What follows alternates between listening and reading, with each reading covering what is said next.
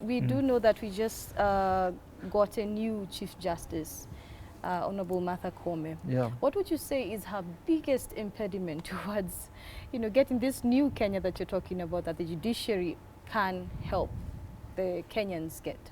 There is what is called the cult of personality, where you look at the leader, okay?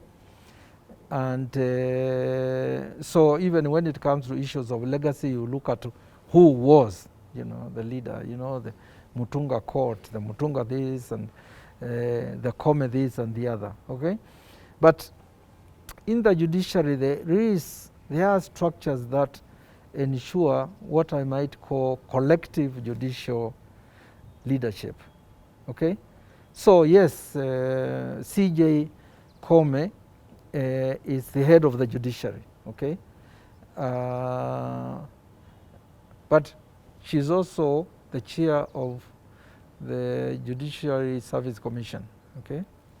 She's also the president, of the Supreme Court. The public don't know that that she's also the chair of a council called National Council for the Administration of Justice, which brings in the AG, the DCI, the IG, and others, so that they can deal with the administration of justice and make sure that the chain for the administration of justice is seamless, all right? So, and within the judiciary itself, there is even another structure called JLAC, which is the Judiciary Leadership Advisory Council, all right? Where those are, people who also help the, the CJ.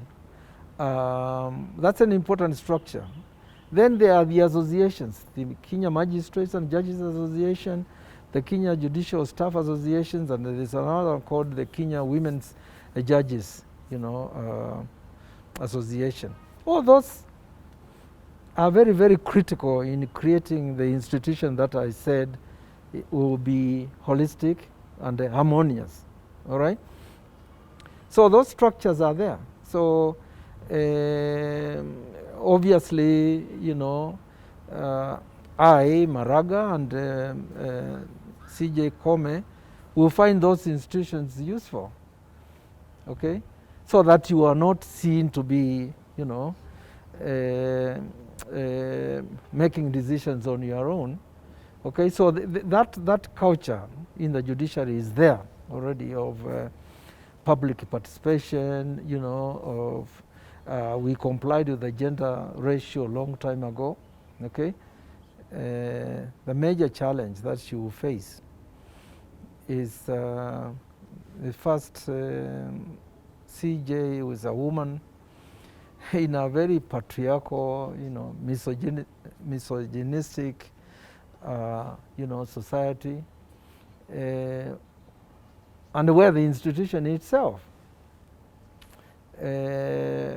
doesn't reflect gender justice, okay, in the sense of values, not in the sense of law. Where she's going to face problems that I and Maraga didn't face, I'm sure. I'm sure of that, where, the whole issue of patriarchal attributes and challenges come in. And she might also,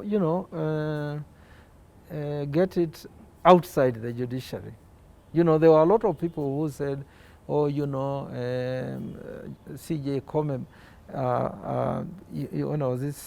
when she was sworn in, she what's the word? She bowed, to the president, and it became an issue. It's like if it was a man, they won't do this. But in my books, she was doing it just to express respect, maybe. There was no evidence from what she has said since she became CJ that she's, you know, she's a person who is afraid of resisting patriarchy. That is our history, you know, in FIDA and our work, you know, with children and so forth. And I know she can fight those battles herself, all right? But that's a challenge in any society, and it's not a different challenge than what the other women are facing, whether they are the governors or it's always there. That's why the Constitution wants that changed, even culturally. You know, there will be, you know, there will be issues, and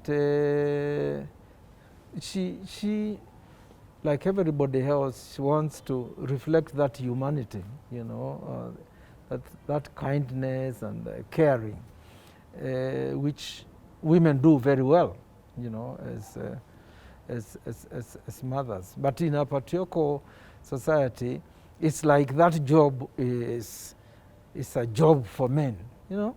It's the same thing, I'm sure, will happen if the head of the military, CDF, becomes a woman. And it's going to happen, you know, but those are the insidious, you know, pressures that a woman who is a leader and who is running an institution in government, you know, will face, definitely. And she will know that better as somebody who has been involved in struggle for women's rights for decades.